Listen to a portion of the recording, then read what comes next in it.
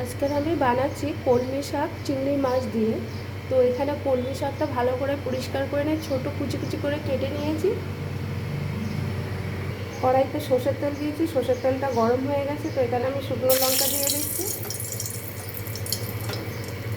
দিয়ে দিচ্ছি রসুন,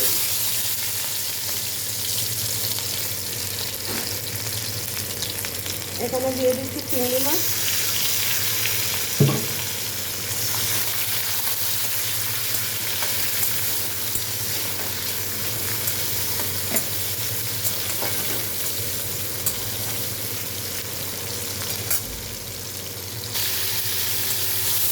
চিংড়ি মাছটা ভাজা হয়ে গেছে, খুব বেশি ভাজলাম না, একটু নরম নরম ভাজা।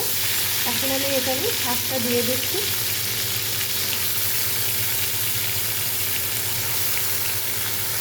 শাকগুলো সব দেওয়া হয়ে গেছে।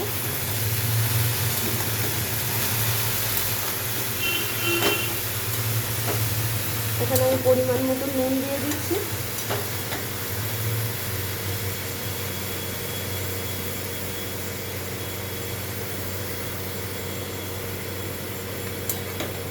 নুনটা দেওয়া হয়ে গেছে। এখন আমি হলুদ গুঁড়ো দিয়ে দিচ্ছি,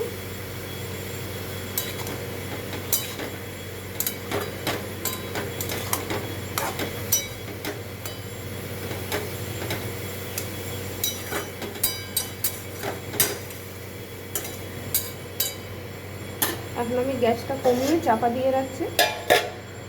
চাপাটা নামিয়ে নিচ্ছি।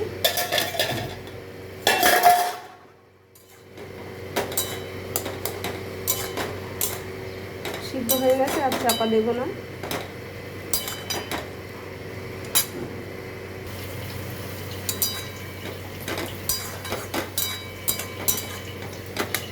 এখানে একটু মিষ্টি দিয়ে দিচ্ছি।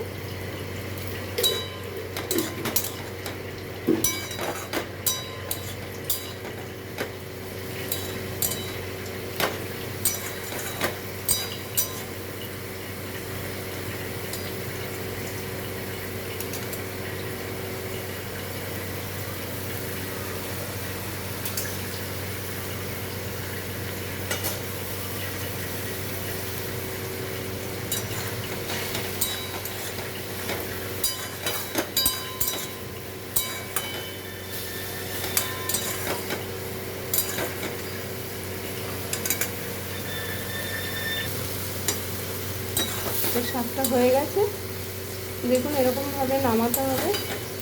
জলটা শুকিয়ে গেছে। তো রান্নাটা কেমন হয়েছে কমেন্ট করবে অবশ্যই, জানাবেন কিন্তু রান্নাটা কেমন হলো।